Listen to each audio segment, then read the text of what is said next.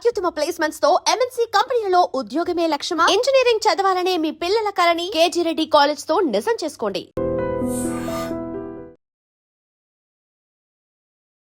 నమస్కారం, welcome to iDream media. నేను మీ సంగీత. ఇక మీదట బాలికలకు కూడా ఫ్లయింగ్ కిస్ కనుక ఇచ్చినట్లయితే అది లైంగిక వేధింపులుగానే కోర్టు పరిగణించడం అనేది జరుగుతుంది.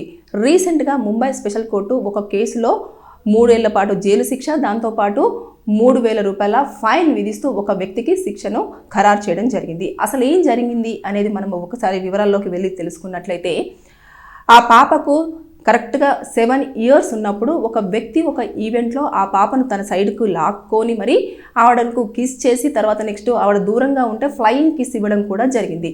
ట్యూషన్కి వెళ్తున్నప్పుడు కూడా తనను వెంబడించడము, తర్వాత నెక్స్ట్ తనను గట్టిగా లాగడము, తర్వాత నెక్స్ట్ మళ్ళీ ఫ్లయింగ్ కిస్ ఇవ్వడానికి ప్రయత్నం చేయడము, తర్వాత కిస్ ఇవ్వాలన్న ప్రయత్నం చేయడము, ఇవన్నీ చేస్తున్నప్పుడు ఆ పాప వెంటనే ఇమీడియట్గా వచ్చేసి వాళ్ళ తల్లిదండ్రులకు చెప్పడం జరిగింది. చెప్పిన వెంటనే పోలీస్ స్టేషన్కు వెళ్ళేసి ఇలా ఈ వ్యక్తి నా పాపతో ఇలా బిహేవ్ చేస్తున్నాడు అని చెప్పేసి ఆ పాప విషయంలో ఇలా జరిగింది అని చెప్పేసి చెప్పడంతో కేసు అనేది ఫైల్ అయింది. ఫైల్ అయిన వెంటనే అది హియరింగ్కి వచ్చినప్పుడు పాప చిన్న ఏజ్, అంటే ఇప్పుడు ఆ పాపకి దాదాపుగా ఇది చాలా ఇయర్స్ 2017 సంవత్సరంలో కేసు అనేది ఫైల్ అయ్యింది కాబట్టి ఇప్పుడు పాపకు 16 సంవత్సరాలు వచ్చాయి.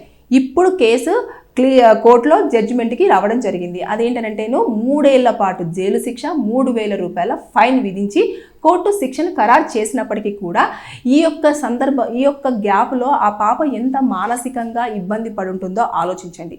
దాంతోపాటు పిల్లలు ఎప్పుడైనా సరే ఒంటరిగా ఉన్నప్పుడు కొంతమంది ఏదో చిన్నపిల్లలు కదా అని చెప్పేసి బుగ్గలు గిల్లడము, తర్వాత ఏదో చేయాలని చెప్పేసి హక్ చేసుకోవడము, ఇలా చేయడము, అలా చేయడం, నీకు ఐస్ క్రీమ్ కొనిస్తానని చెప్పేసి పక్కకు తీసుకెళ్లడము, ఇలాంటివన్నీ చోటు చేసుకొని కొన్ని అఘాయిత్యాలు కూడా చోటు చేసుకుంటున్న నేపథ్యంలో ఇవన్నిటిని కూడా కోర్టులో ఇప్పుడు హియరింగ్ టైంలో ప్రస్తావనకు రావడం జరిగింది. కానీ అక్కడ లక్ ఏంటంటే ఆ పాప పైన ఎలాంటి అఘాయిత్యం జరగలేదు, కానీ అతను గట్టిగా లాక్కోవడము, హక్ చేసుకోవడము, ఫ్లయింగ్ కిస్ ఇవ్వడము, ఇలాంటివన్నీ జరిగినాయి. కాబట్టి వెంటనే ఇమీడియట్గా పేరెంట్స్ రియాక్ట్ అవ్వడము, పోలీస్ స్టేషన్లో కంప్లైంట్ ఇవ్వడం, కేసు ఫైల్ అవ్వడము, అది రీసెంట్గా ఒక 4 రోజుల క్రితము మన జడ్జిమెంట్ రావడం అనేది జరిగిపోయింది.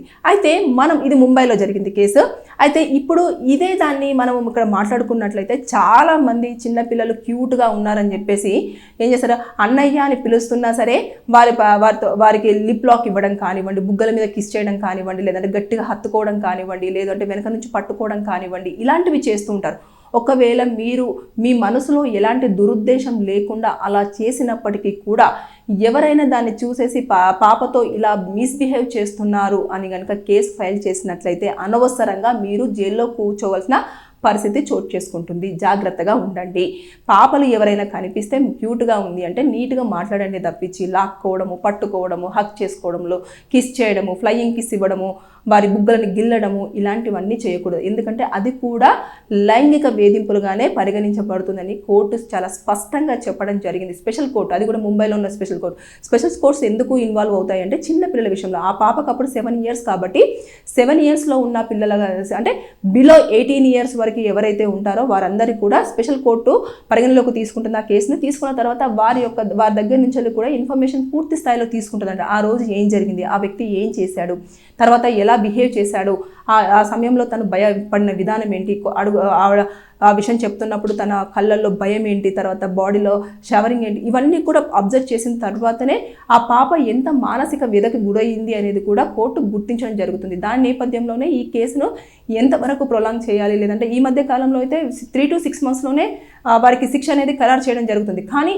ఇది అప్పటి నుంచి ఇప్పటి వరకు అంటే ఇక్కడ ఎలాంటి అఘాయిత్యాలు జరగలేదు. దాంతోపాటు ఈ ప్రూఫ్స్ అన్ని కూడా సబ్మిట్ చేయడానికి టైం పడుతుంది. ఎందుకంటే గల్లీలో సింగిల్గా వెళ్తున్న పాపను హక్ చేసుకోవడం కానివ్వండి, లాగడం కానివ్వండి, ముద్దు పెట్టడం కానివ్వండి, ఫ్లయింగ్ కిస్ ఇవ్వడం కానివ్వండి, ఇలా ఒక ఐ బ్లింక్ చేయడం కానివ్వండి, పాప చూడంగానే అంటే కన్ను కొడుతుంటారు అని చెప్పేసి అంటారు కదా, అలాంటివి ఇవన్నీ కూడా ఇక మీదట నేరంగానే పరిగణించబడతాయి. కాబట్టి దయచేసి అబ్బాయిలు అలర్ట్గా ఉండండి. పిల్లల విషయంలో మరీ జాగ్రత్తలు పాటించకపోతే అనవసరంగా జైల్లో కూర్చోవలసిన పరిస్థితి వస్తుంది. మీ పైన ఒక క్రిమినల్ కేసు అనేది ఉంటుంది. అది ఎప్పటికీ కూడా మీరు లైఫ్ లాంగ్ క్యారీ చేయాల్సిన సిచ్యువేషన్ వస్తుంది అన్నట్టు. అంటే చుట్టుపక్కల వాళ్ళందరూ కూడా మిమ్మల్ని వేలెత్తి ఇలా బిహేవ్ చేశాడు, ఈ చిన్న పాప విషయంలో ఇలా చేశాడు, సో పెద్దవాళ్ళ మన పట్ల ఇంకెంత అమానుషంగా బిహేవ్ చేస్తాడో అని చెప్పేసి అన్నది మైండ్లో సెట్ అయిపోతుంది. అంటే సొసైటీ ఎప్పుడు కూడా మంచి కంటే కూడా చెడుని ఎక్కువగా అట్రాక్ట్ చేసుకుంటుంది. తర్వాత దాని మీద ఎక్కువగా కన్వర్జేషన్స్ అనేవి కూడా ట్రావెల్ అవుతూ ఉంటాయి. కాబట్టి దయచేసి ఇక మీదట పిల్లల విషయంలో జాగ్రత్తలు పాటించండి, లేకపోతే మీకు ఇబ్బంది జరిగే అవకాశం ఉంటుంది. ఇకపోతే టీచర్స్ కూడా కొంతమంది ఎలా ఉంటారంటే ఇక్కడ పిల్లలు ట్యూషన్కి వెళ్ళినప్పుడు వాళ్ళు ఏం చేస్తారు, అమ్మాయిలు అబ్బాయిలు ఉంటారు. తర్వాత మేల్ టీచర్ అయినా ఉండొచ్చు, ఫీమేల్ టీచర్ అయినా ఉండొచ్చు. మేల్ టీచర్ ఏం చేస్తారు పిల్లల్ని, ఆడపిల్లల విషయంలో కొంతమంది విషయంలో చాలా స్పెషల్ ఇంట్రెస్ట్ చూపిస్తుంటారు. వారిని అందరినీ పంపించినా కూడా ఆ పాపను కూర్చోబెట్టేసి నువ్వు చదువు అని చెప్పడము, తర్వాత తాకరాని చోట్లలో తాకడము, తర్వాత లేదంటే తనకు చాక్లెట్ ఇస్తూ, బిస్కెట్ ఇస్తూ, లేదంటే ఏదో ఒకటి ఆశ చూపించేస్తూ వాడి యొక్క కోరికలను తీర్చుకోవడం, ఇవన్నీ కూడా ఇన్నర్గా జరుగుతుంటాయి. ఇలాంటి కేసులన్నీ కూడా మా దగ్గరికి ఎక్కువగా వస్తాయి, కానీ బయటకు కొంతమంది ఎక్స్పోజ్ చేయకపోవచ్చు. పేరెంట్స్ ఇమీడియట్గా అలర్ట్ అవ్వడం, కేసులు ఫైల్ చేయడము, అడ్వకేట్ని అప్రోచ్ అవ్వడము, లేదంటే ఇలా చేయడము, లేదంటే ట్యూషన్ మానిపించడము.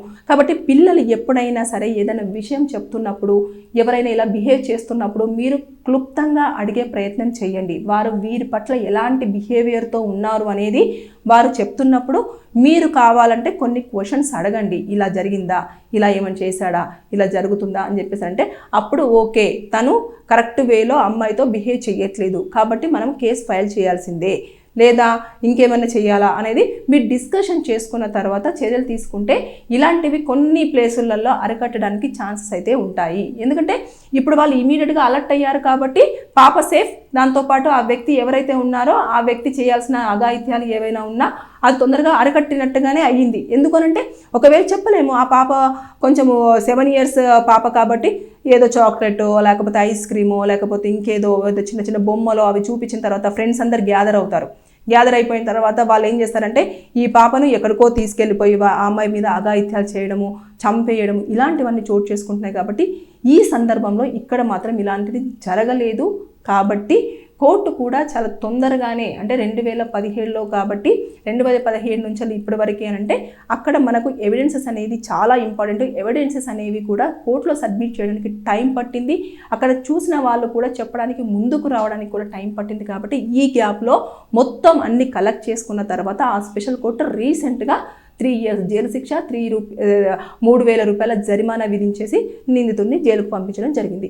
ఏదేమైనా సరే కానీ పిల్లల విషయంలో, బాలికల విషయంలో, అంటే గర్ల్స్, వెరీ టీనేజ్ పిల్లలు ఉంటారు చూడండి, 18 years బిలో వారి విషయంలో అబ్బాయిలు ఎవరైనా సరే మీ ప్రవర్తన విధానం సరిగ్గా లేకపోతే అనవసరంగా కేసులలో ఇరుక్కోవాల్సిన పరిస్థితి చోటు చేసుకుంటుంది.